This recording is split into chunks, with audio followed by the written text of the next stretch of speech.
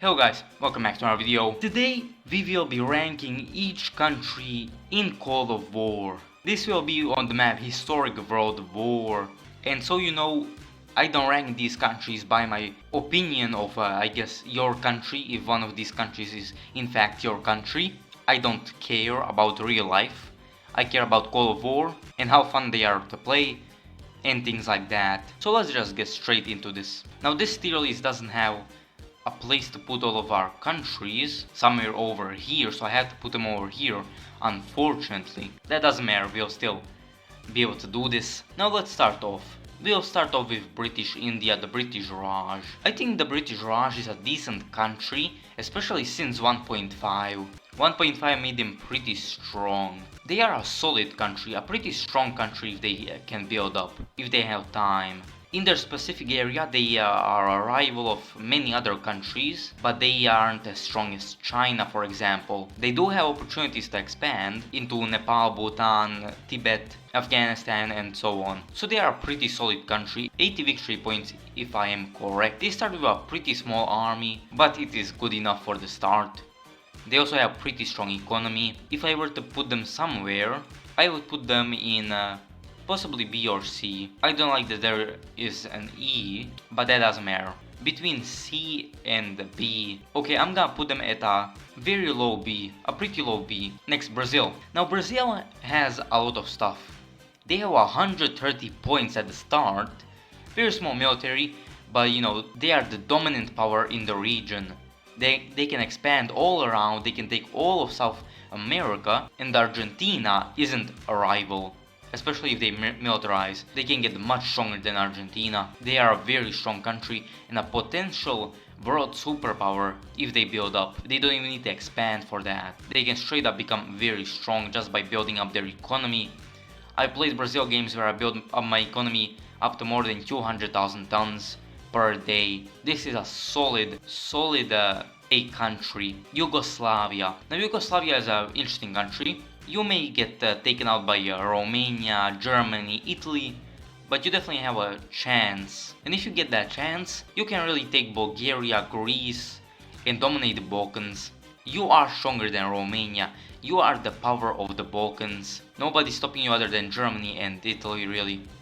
Romania should be pretty easy to take out as well. Can get quite strong, has 20 units at the start, and has like 70 points, same strength as Spain. They have opportunities, they have a decent economy, they are threatened by Italy and Germany, but I think they are more fun to play than India, the British Raj, but they are a little weaker. I think they should be a little further up above than India. So there you go, that's it for now. Turkey. Now with Turkey you have plenty of opportunities. You have a decent economy, you can rival anybody almost in the Balkans. The Middle East is basically yours. Persia ain't no rival. You can get extremely strong. You can demand colonies from the allies. You can revive the Ottoman Empire extremely easily. If you want, you can take so much land, there's no stopping you. They are a strong country, without a question. Fun to play and everything. A solid A, higher than Brazil in fact. Xinjiang. Well, a very interesting country. Never played them really. They have some opportunities, but they are extremely boring and in a boring region. China may definitely want to annex you in the game. This is a boring and low tier country. Small economy, small army, some opportunities, but at the end of the day you are threatened by many other countries and you are not that strong and fun to play at all. Let's do a D to be honest. Alright, now China. Nationalist China is extremely strong. They have tons of opportunities, they are fun to play. You have Japan as a rival in the start, but you outgrow them by a lot. You can be extremely strong, you can unify China extremely easily if you take out Japan. If Japan gives you even a day, you can take them out extremely strong. Very fun to play as well. To be honest, they are one of my favorite countries to play. The rivalry with Japan, you can attack them, you can take them out. You can become their puppet, you can ally with them, you can do whatever. You can unify China. So many options, so fun, so interesting. So strong. I'd say a low S tier. Next up is Japan. Japan was a lot stronger in 1.0. China couldn't do anything really against you. Very hard to win against them as China. in 1.0, but now they are much weaker and China is much stronger. China can take them out, but they can also take out China if they do it quick. And if you take out China, there's no rival for you. You can take all of Asia without a problem. Even the British Raj can't rival you, or the Allies or anything. The USSR can suck dick. They're not gonna militarize Siberia. It takes them days to get units from the industrialized west to the east, so they aren't a problem either. So if you can take out China and if you are a good Japan player, you basically can get extremely strong and even win the game. But even if you have all of China, not only nationalist China, you're still outpowered by the Soviets. So this of course depends. If you are a good player, you can win the game as Japan rather easily, and they are quite strong if you can take out China. They are more fun than Brazil, to be honest, so we'll put them between Turkey and Brazil, maybe considering even putting them over here. The United Kingdom. Surprisingly, I never actually played them. Very interesting. But from what I've seen, you have opportunities everywhere almost. You can take the Benelux, you can take Ireland, you can take Canada. You can take more of Africa, you can do whatever. You have so much land everywhere that, you know, it shouldn't be a problem. You have a pretty big economy, a pretty big army, huge navy, like the strongest one in the game. And if you play it right, you can become one of the strongest countries in the game very easily. Never played them and they are probably quite boring, since they are on their own island and are far from anybody. But at the end of the day, they can be quite strong and quite good. Can also be quite fun if you do D-Day or something. Better than Brazil, not better than Japan. Poland, well, Poland is decently strong at I believe 70 points. A decent starting army and a decent-ish economy can make you a rather strong power. You have places to expand like into the Baltics or even down to the south, but that extremely rarely happens. They can be quite fun to play, but at the end of the day, Germany especially will never let you stay alive. You can make a deal with them and become friends and allies, but that is very rare and very hard to do. And the next thing is the Soviet Union, which also wants your land. Not always, but sometimes for sure. High opportunities, fun to play, but at the end of the day you're not gonna survive very long. C tier. Australia, well, Australia, I don't know how many points they have, I think it's like 70. Is a pretty strong country, possibly, of course. Started with a very small military and are very boring to play. Don't have to talk much more about it. You can sort of rival Japan slightly if you take more land, but that is very hard to do. C tier below Poland. Spain. Now Spain is a interesting country. Spain can be quite strong, they have 70 points, similar to Yugoslavia, but they don't have so many places to expand to. They can take Portugal, the Portuguese colonies, they can maybe go somewhere else, but they can't really do much. Maybe if you ally yourself with the Axis, you could do something, but that doesn't happen very often, and still you can't do much even with that. Let's do a B lower than the British Raj. Next is Canada. Canada is a pretty strong country, they can have a pretty strong economy, but at the end of the day you are outshined by the US and you are nothing compared to them. You have a smaller economy, small army, and you're probably not gonna stay active, to be honest. Pretty fucking boring. You have one opportunity to take the US. That is a possibility if you attack them very early before they build up.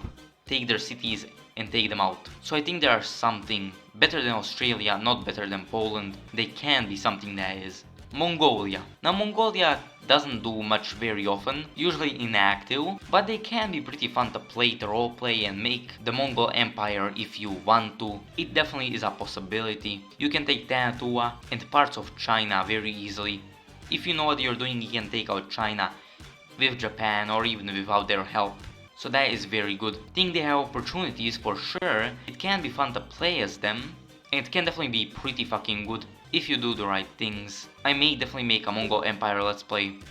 Definitely harder than Xinjiang, and I think we'll do higher than Australia, maybe even than Canada possibly. Italy. Now Italy is a pretty interesting country and a pretty good country as well. We're talking about a major country, kind of a major country, which has a lot of potential. They can take Switzerland, the Yugoslavia, Greece and a lot of stuff. You can make the Roman Empire, as I've tried not too long ago. They can be very fun and you can do so much with them. You have a pretty decent starting army, you can just take out Yugoslavia, and your economy is pretty, not good, but it's something. It will get you through. They can definitely be very fun to play. I'd say higher than Turkey actually. Yep, we will do that. They can be very fun to play and very good as well. Mexico. Now Mexico can be interesting, don't have to though. Can be very boring if you don't do anything. But you can expand your opportunities, you can go down, you can Central America, you can take out the US if you want to. And you can make a deal with Canada that split the US, you can take your territories back from the War of 1812 I believe, and you can do a lot if you want to. You have a pretty decent economy, not gonna be rivaling the US, but it's something I guess. And you have a pretty strong starting army and a lot of opportunity and can be very fun as well. I will say just about what Canada is, above Mongolia actually. There we go. Romania. Romania, I never actually played Romania, but from what I've seen, they have a pretty strong economy, they have a pretty strong army, they are basically a rival of Yugoslavia. Not as strong though, especially not in the late game when they can build up more than you. You are both Axis Doctrine as well. Can be very fun, you can take Bulgaria, Hungary, Yugoslavia, Greece, and after that you can take Italy pretty easily as well. Similar to Yugoslavia, more fun than the British Raj, not as strong though. I'll do them higher than Spain, but lower than the British Raj. Moving on, Sweden. We'll actually do Soviet Union last. Let's move this a bit, or one of the last. Sweden. Now Sweden is an interesting country. I believe they are pretty fun to play. You can expand into Norway, Denmark, Finland even attack the Soviets if you want. They have a pretty decent economy at the start, not many units, but you can definitely build up a lot.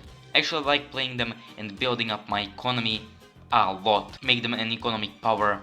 I think they are very fun to play, especially if you start expanding. Some pretty good stuff for sure. It's pretty fun, you can ally yourself with Germany, the USSR, you can do whatever, you can even invade the UK if you really want to. You can do many things, and I think they should be higher than Canada, but not sure if they should be higher than Poland. Actually, I'm gonna put them higher than Poland, and we don't really have space here, but we're gonna try our best. There we go, just about. Let's make this a little smaller. There we go. Okay, next. Tibet. Well, Tibet is a pretty boring country, just about the same as Xinjiang actually. Got some opportunities, you can expand into Bhutan and Nepal, Xinjiang and China if you want. Similar to Xinjiang as I said, I don't know who should be higher, they are about the same strength. I will leave them over here, as a little below Xinjiang. Germany. Germany is a very strong country. At the start they have a huge military. Their economy, their industry isn't very big. Well, their economy is not very small, but their economy can be rivaled by almost anybody. They fall behind a lot, especially behind the bigger countries, even like France or the Soviet Union, or even the UK or something like that. They fall behind extremely quickly if they don't do anything, like invade France and stuff like that. But they can be extremely fun, you can take all of Europe if you want to. Your army is unmatched, extremely strong, extremely fun to play, and a very good country. To be honest, above China for sure. Okay, next. Argentina. Argentina is, pretty boring I'd say. Weaker than Brazil, not too much to do, you can expand, you can build up, you can do something. They have a chance for sure. Not relative rival Brazil, maybe if they expand a lot, but not much else. If you want thinking about this, let's move these over here, and let's put this into a high D tier. Next, Iran. Iran has some opportunities, they can take Afghanistan, Iraq, expand into the Soviet Union if they want to, Arabia, Turkey even if they can take Turkey out.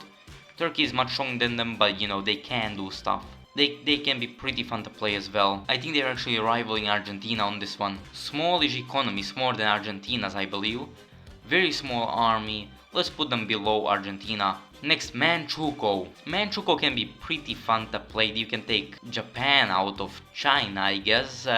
You can try your best, but you probably won't do much unless you are Japanese ally or puppet.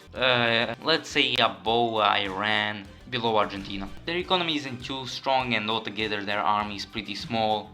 Something like that. Moving on. The Soviet Union. The Soviet Union is the largest economy in the world at the start of the game. Not even a rival, to be honest. I just realized we forgot the US. Shit.